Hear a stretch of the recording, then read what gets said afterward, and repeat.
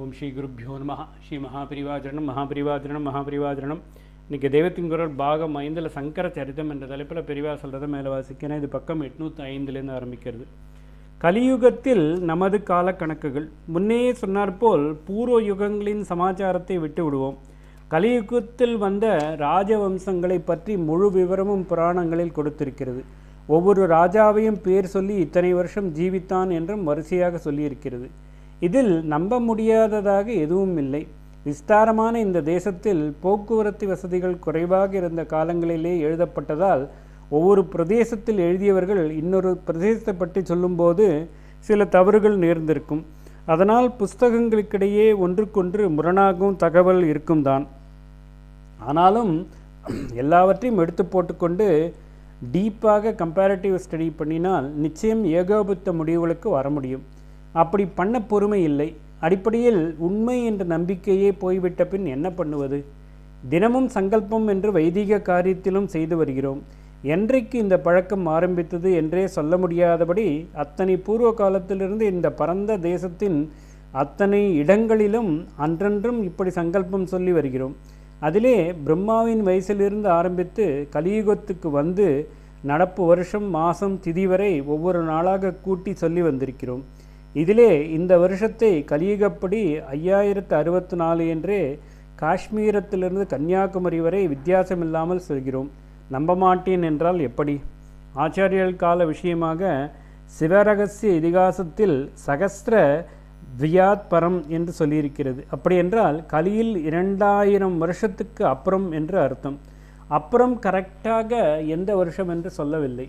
நாமெல்லாம் போட்டு மண்டையை உடைத்து கொள்ள வேண்டுமென்றே இப்படி சொல்லி விட்டார் போல் இருக்கிறது.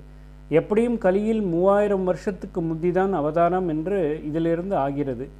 பவிஷ்யோத்திர புராணத்தில் கல்யாதோ தி சகசிராந்தே என்று இருக்கிறது. கலியில் 2000 ஆயிரத்தின் முடிவு பகுதியில் என்று அர்த்தம். வேறு பல புராணங்கள், சங்கரமடங்களைச் சேர்ந்த புஸ்தகங்கள், குரு பரம்பரைகள், சாசனங்கள் முதலானதுகள், இதர ஆதாரங்கள், கர்ண பரம்பரையாக வந்துள்ள நம்பிக்கை ஆகியவற்றிலிருந்து நாங்கள் ஆச்சாரியாளின் காலம் கலியில் 2593 2625 வரை என்று கருதி வருகிறோம். கலியின் 2000 ஆயிரம் வருஷங்களில் 600 வருஷத்துக்கு முன்னும் பின்னுமாக இது இருப்பதால் இதை முடிவு பகுதியில் என்று பவிஷ்யோத்திர புராணம் சொல்லியிருக்கலாம். கலி 259 2625 என்பது கிமு 509 477 ஆகிறது. நமது சரித்திர ஆதார நூல்கள் ஜெனரலாக கொஞ்சம் சொல்கிறேன். நம் ராஜவம்சங்களின் காலங்களை புராணங்களில் கொடுத்திருக்கிறது. அது தவிர சுமார் 1000 வருஷம் முந்தி கல்ஹனர் என்ற கவி காஷ்மீர ராஜவம்சத்தை பற்றி ஆதியோடு அந்தம் விசாரித்து கர்ண பரம்பரையாக வந்த தகவல்களெல்லாம் சேர்த்து ராஜதரங்கிணி என்ற புஸ்தகம் எழுதியிருக்கிறார். கர்ண பரம்பரை என்றவுடனே கதை என்று தூக்கி போட்டு விடக்கூடாது. ஆதாரமில்லாமல் இப்படி வழி வந்திருக்குமா என்று ஆராய்ந்து பார்த்து மற்ற ஆதாரங்களோடு சரிபார்த்தால் அதில் ஏற்கத்தக்க நிறைய இருக்கும். ஒரு ராஜா என்றால் பிற ராஜாக்களோடு யுத்தம் செய்வது, விவாக சம்பந்தம் வைத்துக்கொள்வது என்றெல்லாம் வரத்தானே வரும்.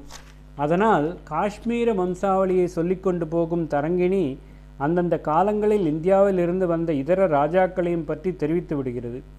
அநேக இடங்களில் இதில் இருப்பதும் புராணங்களில் சொல்லியிருப்பதும் ஒத்துப்போய் விடுகின்றன.